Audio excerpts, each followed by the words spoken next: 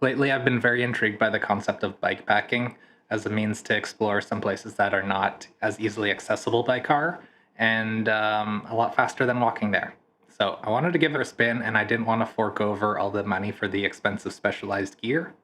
So I'm going a bit rustic with my attempt to do that today. A lot of it's just going to be carried on my back in my usual pack. And yeah, I just wanted to see if it's a fun experience and if it is what I'm expecting. So we'll see how it goes. Hopefully, a good time. But yeah, for now, let's take the bike out.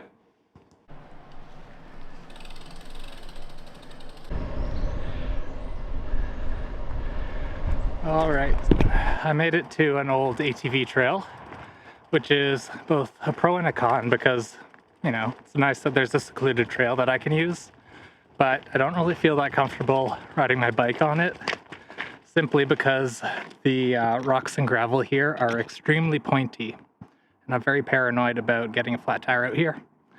So, probably gonna walk it for a bit here. Just ran into some ATVers. Very convenient timing. Right as I got out to this old fire pit and presumably a little camp area. I was thinking of posting up here, but what they said is that apparently there's an old foundation that would be perfect for me to set up in just a bit further down the road. It's about an hour until sunset, give or take. So I think I'm going to try to go to that further destination that those guys recommended. So, just had a water break. I'm back on it.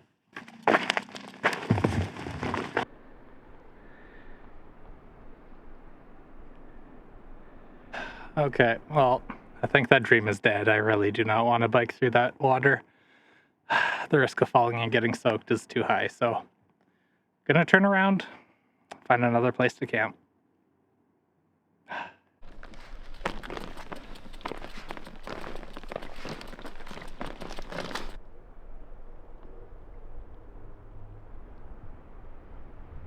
This spot is not ideal. It's really rocky, but there's at least a couple places that are somewhat flat. Other downside, it's directly on the trail, so if anybody else is coming through tonight, will not be very subtle for me to be here. Yeah.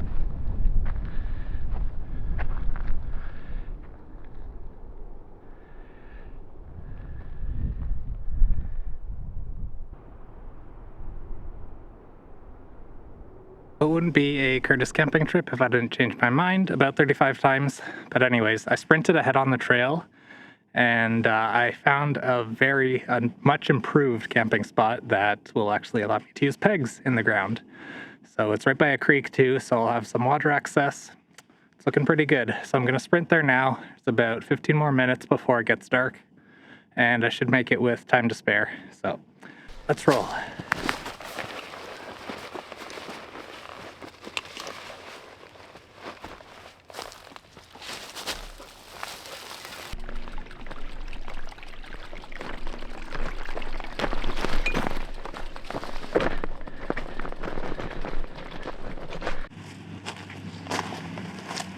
Okay, here we are.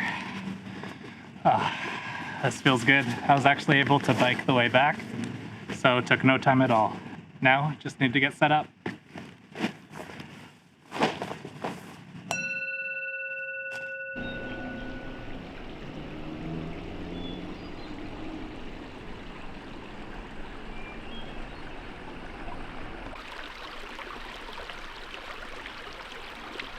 Oh, tent's all set up. It's just after sunset now, but it's still not dark yet. So, gonna lay low and probably watch the Oilers play hockey tonight. So, gonna wind down now. Take it easy. So one thing I forgot that I even packed was this beautiful chair. I am excited to sit down and enjoy this beautiful setup. I'm actually kind of shocked how well this turned out. My expectations were low, which helps, but this is awesome. Okay, let's do it.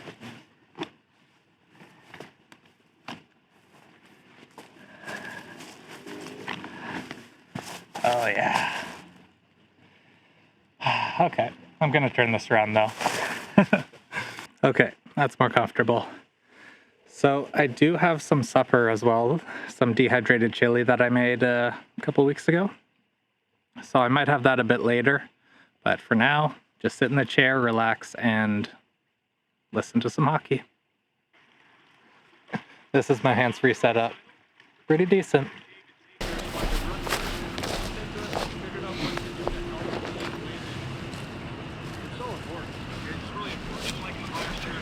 Drafted by the Tampa Bay Lightning, their first round for the second period.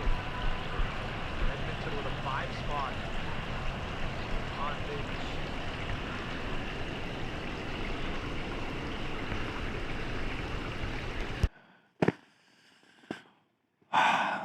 Okay. Time to get up.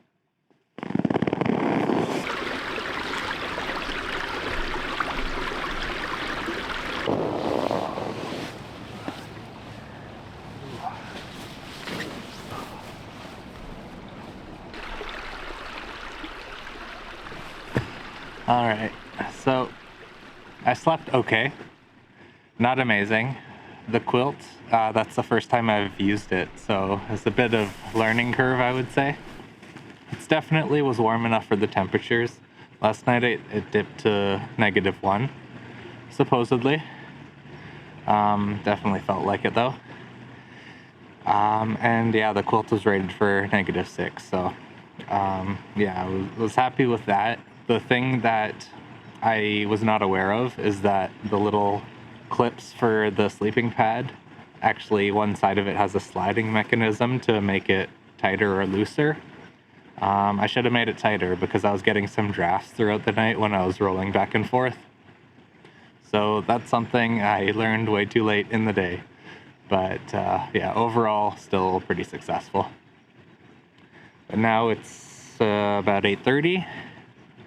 I don't have any fuel left to heat up my oatmeal, which kind of sucks.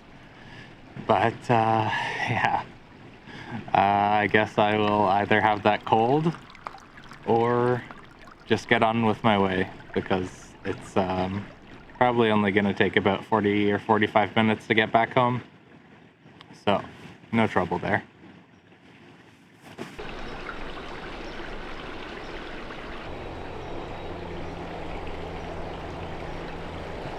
Okay, so I just finished packing up. So you can see, backpack ready, bike ready. So I'm gonna start the trek home and probably not gonna be recording too much more because camera's heavy, so it's going in the bag. So anyways, hope you enjoyed this little trip. I definitely did. So yeah, I think I'm gonna be doing more of this around the Halifax area and see what kind of places I can find and explore. So until next time, have a good one.